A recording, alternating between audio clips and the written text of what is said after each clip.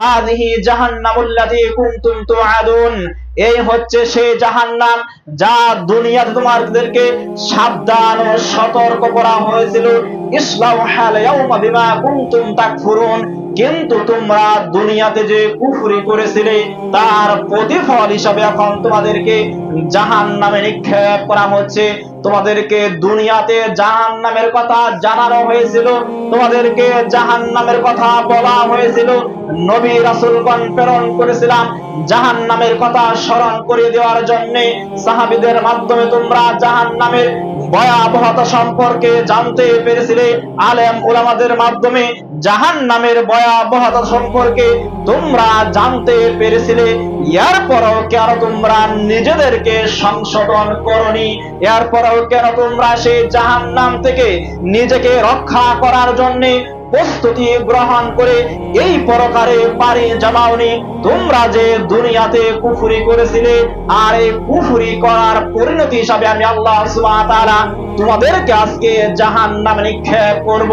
আর জাহান্নামীদেরকে জাহান্নামে নিক্ষেপ করার সময় দুনিয়ার কথা স্মরণ করিয়ে অপমান করে লাঞ্ছনা করে এরপর তাদেরকে জাহান্নামে দেওয়া হয়।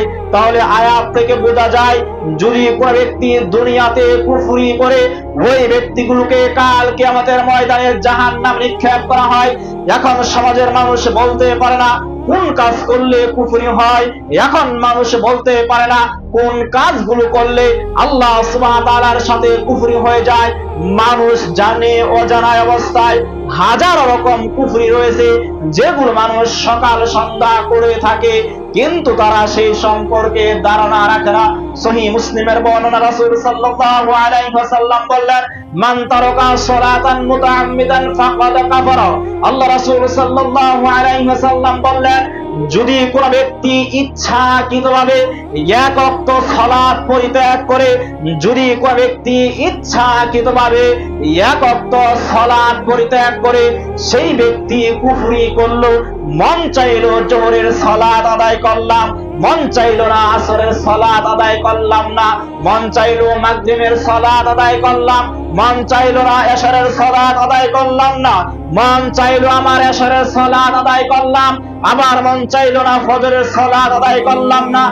এক ওয়াক্ত সালাত যদি কোনো ব্যক্তি পরিত্যাগ করে, ওই ব্যক্তি আল্লাহ সুবহানাহু ওয়া তাআলার সাথে কুফরি করে। আরেকটি হাদিসে রাসূল সাল্লাল্লাহু আলাইহি ওয়াসাল্লাম বলেছেন, মান হালাফা বিগাইরি ইসমিল্লাহি ফাকাদ কাফারা।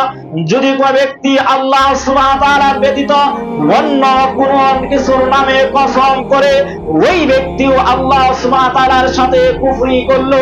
আল্লাহ রাব্বুল আলামিনের নাম ব্যতীত পৃথিবীর জমিনে যত ধরনের কসম রয়েছে, প্রত্যেকটা কসম করাকেই কুফরি বলা হয়েছে।